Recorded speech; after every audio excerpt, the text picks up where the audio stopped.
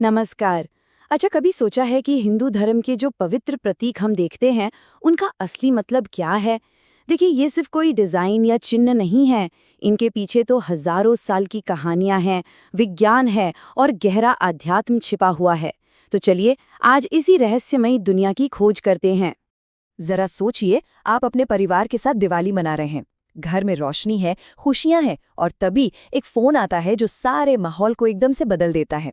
Phone पर एक आवाज कहती है, आपकी ये जो दिवाली की सजावट है ना, ये बहुत ही आपत्तिजनक और घिनौनी है, इसे फौरन हटा दीजिए। सुनने में ये किसी फिल्म की कहानी लगती है ना? पर ये कोई कहानी नहीं है। ये न्यूयॉर्क में एक भारतीय परिवार के साथ सच में हुआ था। और यहीं से एक बहुत बड़ा सवाल खड़ा होता है, आखिर कैसे शांति और खुशहाली का एक 7,000 साल पुराना प्रतीक नफरत की निशानी बन गया। आज हम इसी चौंकाने वाली कहानी की एक एक परत को खोलेंगे।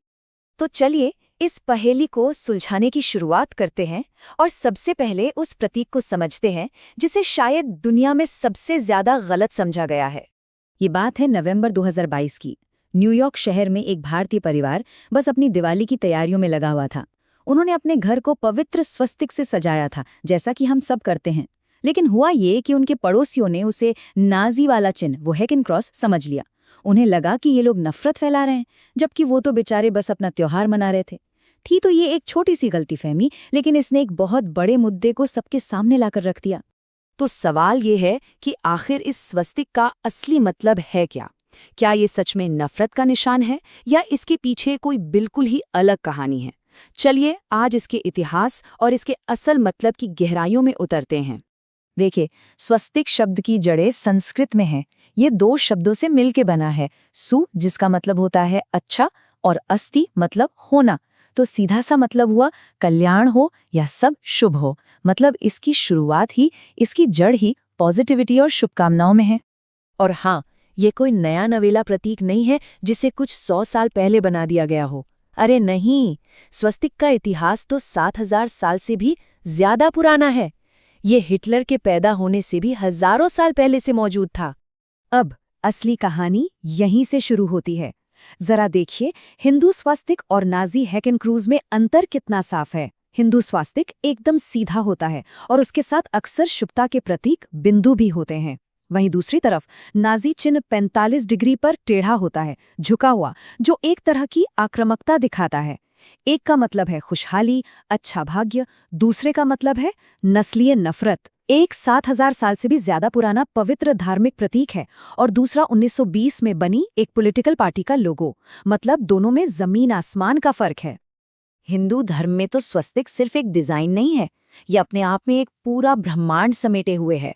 इसकी जो 4 भुजाएं हैं ना, वो 4 वेदों को, जीवन के 4 आश्रमों को और चारों दिशाओं को दर्शाती हैं।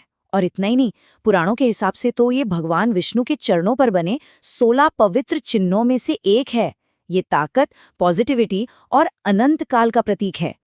लेकिन कहानी सिर्फ स्वस्तिक पर ही खत्म नहीं होती। हिंदू धर्म तो आप जानते हैं, पवित्र प्रतीकों का एक खजाना है। और कमाल की बात यह है कि हर प्रतीक के पीछे एक अद्भुत कहानी जुड़ी है। तो चलिए, कुछ और ऐसे ही दिलचस्प प्रतीकों की दुनिया में चलते हैं। अच्छा, शंख की आवाज तो पूजा पाठ में सबने सुनी ही होगी, है ना? लेकिन क्या ये पता है कि एक बार भगवान कृष्ण ने इसी शंख की आवाज से पूरे पाताल लोक को हिला दिया था और वहां फंसी आत्माओं को आजाद करा दिया था। स्कंद पुराण में इसकी एक बड़ी ही दिलचस्प कहानी है। हुआ यूं कि जब कृष्ण और बलराम ने अपनी पढ़ाई पूरी की तो वो अपने गुरु संदीपन के पास पहुंचे गुरु दक्षिणा देने। अब गुरु ने ऐसी चीज मांग ली जो किसी भी शिष्य के लिए नामुमकिन थी। उन्होंने कहा कि मेरे मृत बेटे को वापस ले आओ, जिसे एक दैत्य मछली निगल गई थी। तो कृष्ण ने उस दैत्य को मारा और उसके पेट से उन्हें मिला 5 जन्य नाम का एक दिव्य शंख। पर गुरु का बेटा वहां नहीं मिला, तो वो पहुंच गए सीधे पाताल लोक, यमराज के पास। यमराज ने मना कर दिया। तब भगवान ब्रह्मा के कहने पर कृष्ण ने वो दिव्य शंख बजाया और उस शंख की पवित्र आवाज इतनी ज्यादा शक्तिशाली थी कि पाताल लोक में फंसी सारी आत्माएं आजाद हो गईं और स्वर्ग की ओर चल पड़ी। ये देखकर यमराज को भी हार माननी पड़ी और उन्होंने गुरुपुत्र को लौटा दिया। चलिए, अब बात करते हैं भगवान शिव के सबसे शक्तिशाली हथियार त्रिशूल की। अब देखिए, इसके बनने की ना दो अलग अलग और बड़ी मजेदार कहानियां हैं। शिव पुराण तो ये कहता है कि जब ब्रह्मांड में कुछ भी नहीं था और भगवान शिव प्रकट हुए तो त्रिशूल उनके साथ ही प्रकट हुआ था। मतलब ये सृष्टि की शुरुआत का प्रतीक है। वहीं दूसरी तरफ विष्णु पुराण की कहानी ये है कि इसे दिव्य आर्किटेक्ट विश्वकर्मा ने बनाया था, सूर्य देव की सारी ऊर्जा को एक जगह इकट्ठा करके। तो आप सोच सकते हैं कि त्रिशूल में कितनी शक्ति होगी।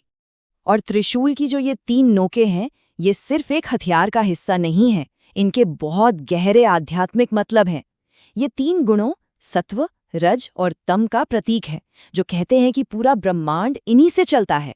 यही नहीं, ये समय के 3 कालों को भी दिखाती हैं, भूत, वर्तमान और भविष्य। और इसका मतलब ये है कि भगवान शिव इन सभी गुणों और समय से परे हैं, और वही हैं जो हमारी सारी समस्याओं और दुखों को दूर कर सकते हैं। अच्छा, अब आते हैं उस परंपरा पर जो लगभग हर हिंदू घर का एक हिस्सा है, माथे पर तिलक लगाना। ये सिर्फ एक धार्मिक निशान नहीं है, इसका सीधा कनेक्शन हमारी आध्यात्मिक ऊर्जा से है। योग शास्त्र के हिसाब से हमारी दोनों भौहों के बीच में आज्ञा चक्र होता है, जिसे तीसरी आंख भी कहा जाता है। यही हमारी चेतना और हमारे इंट्यूशन का सेंटर है। ऐसा माना जाता है कि जब इस चक्र पर तिलक लगाया जाता है ना, तो ये एक्टिवेट हो जाता है, हमारी सारी एनर्जी एक जगह फोकस होती है और हम अपनी पूरी क्षमता से काम कर पाते हैं। और हाँ, तिलक भी कोई एक ही तरह का नहीं होता। ये इस बात पर निर्भर करता है कि आपके इष्टदेव कौन हैं। जैसे वैष्णव संप्रदाय में ऊर्ध्व पर्व तिलक लगता है। शैव संप्रदाय के लोग पवित्र राख की 3 लाइन वाला त्रिपुंड लगाते हैं। शाक्त परंपरा में देवी माँ के लिए एक लाल बिंदी होती है और गणेश जी के भक्त लाल चंदन का तिलक लगाते हैं। मतलब हर तिलक का अपना एक अलग महत्व और अपनी एक अलग ऊर्जा है। तो इन सारी बातों से, इन सभी उदाहरणों से एक बात तो बिल्कुल साफ हो जाती है कि कॉन्टेक्स्ट यानी संदर्भ ही सब कुछ है। तो समझने वाली सबसे जरूरी बात यह है कि किसी भी प्रतीक का मतलब सिर्फ उसकी शेप या डिजाइन में नहीं होता, बल्कि उसकी असली पहचान उस संस्कृति, उस इतिहास और उन कहानियों से होती है जो उसके साथ जुड़ी हैं। स्वस्तिक वाला मामला ये बात बिल्कुल साफ साफ दिखाता है कि कैसे एक ही जैसे दिखने वाले 2 निशानों का मतलब एक दूसरे से कितना अलग हो सकता है। ये सब कुछ उसके कॉन्टेक्स्ट पर ही तो निर्भर करता है। और ये बात हमें सोचने पर मजबूर करती है कि और कौन-कौन से ऐसे मतलब हैं जो शायद वक्त के साथ कहीं खो गए हैं या जिन्हें हम गलत समझते आ रहे हैं। कितने ही ऐसे प्रतीक हैं जिन्हें हम रोज देखते हैं लेकिन उनके पीछे की गहरी कहानियों से बिल्कुल अनजान है। तो अगली बार जब कोई भी प्रतीक देखे ना,